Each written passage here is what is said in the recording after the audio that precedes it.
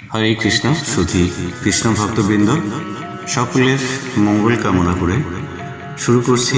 আজ আলোচনা করব আমরা কিভাবে ভগবানের সঙ্গে একত্রে বসবাস করতে পারি বা তার সান্নিধ্য পেতে পারি। আধুনিক মানুষ জাগতিক উন্নতির চেষ্টা করলেও আধ্যাত্মিক উন্নতির প্রায় কোনো রকম চেষ্টাই করে না। 60-70 বছরের অল্প আয়ু নিয়ে আমরা পৃথিবীতে এসেছি, তাই আমাদের উচিত ভগবানকে স্মরণ করার জন্য এই পুরো সময়টিকে পরিপূর্ণভাবে কাজে লাগানো বা ভগবত ভক্তির অনুশীলন করা। আর তার পদ্ধতি শ্রীমদ্ ভগবতের 7ম স্কন্ধের 5ম অধ্যায়ের 23 নম্বর শ্লোকে বলা হয়েছে, শ্রবণম কীর্তনম বিষ্ণাঃ স্মারণম পদসেবনম অর্চনম বন্দনম দস্যম সখ্যাত্মাত্মনিবেদনম। ভক্তি যোগ সাধনের 9টি প্রণালীকে শাস্ত্রে বলা হয় নবধা বা নববিধা ভক্তি। প্রহ্লাদ মহারাজ এই 9টি ভক্তির কথা বলেছেন। এই 9টি প্রণালী হল: 1. শ্রবণম, অর্থাৎ ভগবানের নাম লীলা গুণ ও কথা শ্রবণ করা। 2. কীর্তনম, অর্থাৎ ভগবানের নাম ও মহিমা কীর্তন করা। 3. স্মারণম, অর্থাৎ সর্বদা ভগবানের স্মরণে থাকা। 4. পাদসেবনম, অর্থাৎ ভগবানের চরণে সেবা করা। 5. অর্চনম, অর্থাৎ মূর্তি বা বিগ্রহের পূজা করা। 6. বন্দনম, অর্থাৎ প্রণাম, স্তব ও প্রার্থনার মাধ্যমে বন্দনা করা। 7.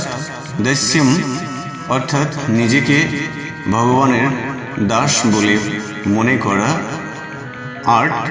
সখ্যম, অর্থাৎ ভগবানের সঙ্গে বন্ধুর মতো সম্পর্ক স্থাপন করা। 9. আত্মনিবেদনম, অর্থাৎ নিজের সর্বস্ব ভগবানের কাছে সমর্পণ করা।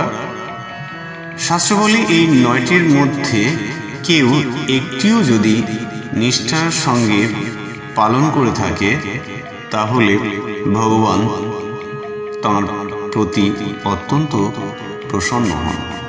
ভক্তিযোগের এই 9টি প্রণালীর মধ্যে সবচেয়ে সহজ হচ্ছে শ্রবণম, অর্থাৎ আত্মতত্ত্বজ্ঞ পুরুষের কাছে ভগবদ গীতা শ্রবণ করা, এবং এর ফলে মন ভগবানমুখী হয়ে উঠবে।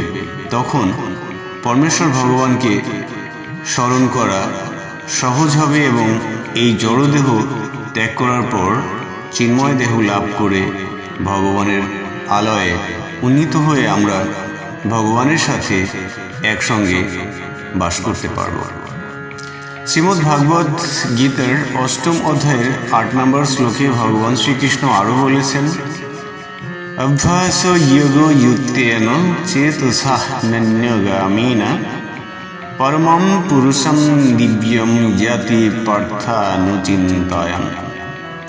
অর্থাৎ অভ্যাসের দ্বারা যে সর্বদা ভগবানের রূপে আমার ধ্যানে মগ্ন, বিপথগামী না হয়ে যার মন সর্বদা আমাকে স্মরণ করে, হে পার্থ, সে নিঃসন্দেহে আমার কাছে ফিরে আসবে।